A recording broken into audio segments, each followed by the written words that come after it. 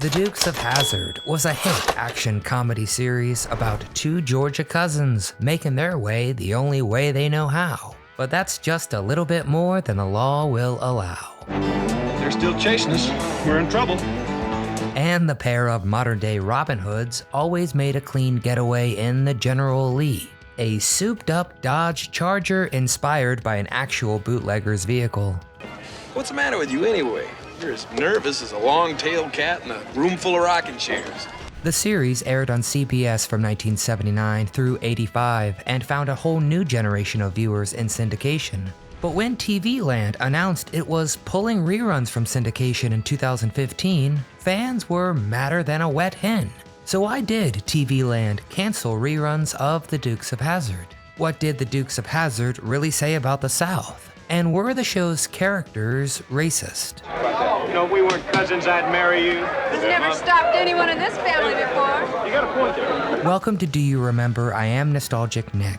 As you probably know, the General Lee's roof was emblazoned with the flag its namesake once carried in battle, and numerous people on both sides of the Mason-Dixon line find the flag offensive.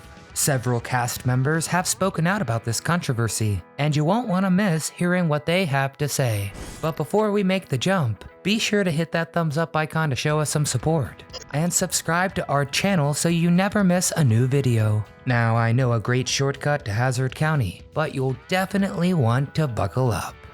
Just two good old boys. The Dukes of Hazzard follows the adventures of Bo and Luke Duke from the fictional Hazzard County in Georgia. The Duke boys are on probation for running illegal moonshine and live with their wise old Uncle Jesse, a retired bootlegger. Whiskey, moonshine whiskey, the famous Duke family recipe. They also live with their cousin Daisy, who's as sweet as a glass of iced tea and made cut-off blue jeans infamous. She drives like Richard Petty, shoots like Annie Oakland, and knows the words to all of Dolly Parton's songs. Numerous celebrities made guest appearances on the show, including Roy Orbison, Tammy Wynette, and eventually Waylon Jennings, who also served as the show's balladeer and sang the incredible theme song.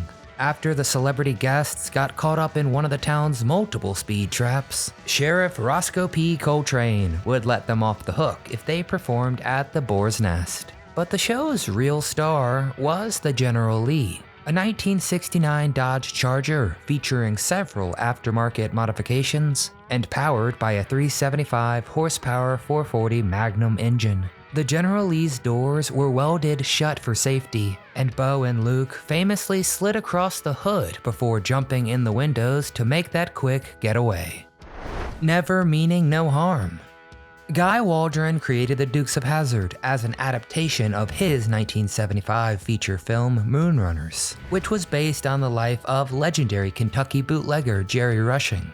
Rushing made his illegal deliveries in a modified 1958 Chrysler 300D, nicknamed Traveler, after General Robert E. Lee's favorite horse. Traveler had enough horsepower to easily outrun any revenuer, and Rushing made most of his deliveries after dark, unassisted by headlights. More than 300 Dodge Chargers were destroyed during the show's run, and producers had to get creative to source new vehicles to wreck after Dodge stopped making the iconic muscle car. I never thought about that. You'll think of something. Anytime they saw a Charger on the street, they'd make the owner a cash offer on the spot. In trouble with the law since the day they was born. All heroes need villains, and the people who run Hazzard County are as crooked as the day is long. Uncle Jesse and the Duke boys are constantly harassed by the corrupt county commissioner, Jefferson Davis Hogg, portrayed in the series by Sorrel Book, and the equally corrupt Sheriff Roscoe P. Coltrane, played by James Best. Roscoe Coltrane, you old reprobate. If your mama could hear you talking like that, she wouldn't show up at church this Sunday. But Sorrel Book's contract stated that Boss Hogg would never deal drugs or kill. The Duke boys frequently had to come to their rivals' rescue, particularly any time that outsiders headed to the county with evil on their minds. And in Hazzard County, yeah, that happens a lot. Straightening the merchandising curbs. When The Dukes premiered in 1979, Tom Shales from the Washington Post said, quote, If this show succeeds, every television critic in America may as well quit. But succeed it did, and Shales failed to keep his word. The show was one of the top-rated TV series on CBS's Friday night schedule, and at one point, number 2 in the Nielsen ratings behind Dallas, the series it followed. During its broadcast run, the show received over 60,000 pieces of fan mail each week, and over half of the letters were requests for photos and information about the General Lee. The show generated nearly $125 million in annual merchandising revenue from toys, t-shirts, and lunchboxes, above a lot more. Dukes of Hazzard wrist racers. The Duke's car does a wheelie, the sheriff a spin out. After Cooter Davenport hung up his coveralls, Ben Jones built a personal empire selling Dukes of Hazzard merchandise, flattening the syndication hills. In 1982, John Schneider and Tom Wopat threatened to leave the series unless they received a pay raise and a cut of the merchandising profits. But Warner Brothers called their bluff. They wrote Bo and Luke off their show, explaining that they left Hazzard County to join the NASCAR circuit. And then they cast Byron Cherry and Christopher Mayer as the new Duke cousins, Coy and Vance. Of course, viewers rejected that change, and the show dropped from the top 10 to number 34 in the 1982 season. Warner Brothers brought back Schneider and Wopat and granted them lucrative contract extensions. But the damage was already done, and the Dukes of Hazzard fell to 43rd in the ratings, and CBS pulled the plug after season 7 and 145 episodes. But the show lived on in reruns and became a hit in syndication and home video. The show was also directly responsible for helping the Nashville network improve its ratings and entice younger viewers to tune in. Why did TV Land cancel reruns?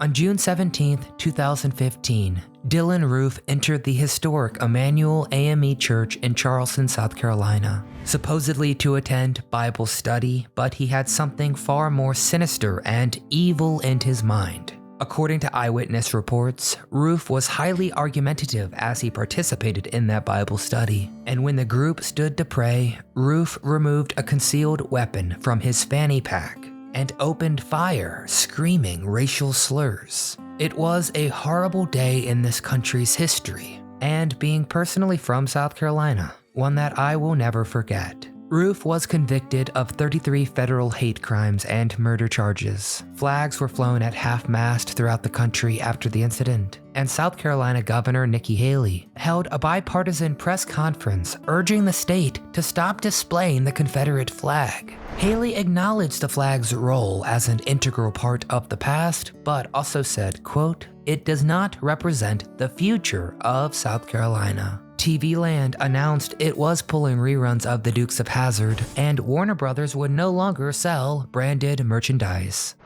What did the Dukes of Hazzard really say about the South? At the time of the horrible Charleston events, racial tensions in America were at an all-time high. Movements were sweeping the nation, highlighting racism, discrimination, and racial inequality, trying to prevent systematic racism and acts of violence. The Mississippi legislature quickly voted to remove the Confederate battle emblem from its state flag. Governor Tate Reeves said it was a chance for people to put their divisions behind them as he signed that bipartisan bill into law. Walmart, Amazon, and eBay all announced plans to stop selling merchandise featuring the controversial flag, and NASCAR banned it from its races and properties. But we need to answer a question. Were the Dukes of Hazzard characters actually racist? John Schneider certainly didn't think so. Schneider told The Hollywood Reporter, quote, "The Dukes of Hazzard was and is no more of a show seated in racism than Breaking Bad was a show seated in reality." He also said, quote, "I am saddened that one angry and misguided individual can cause one of the most beloved television shows in the history of the medium to suddenly be seen in this light." In the same interview, Tom Wopat said, quote, "The situation in the country has obviously changed in the last 40 years. I feel fortunate to be living in a time when we can address some of the injustices of the past." But he did continue saying, quote, "But the car is innocent." Alright, that's been our look at the ongoing controversy that ended the Dukes of Hazzard's run on TV Land.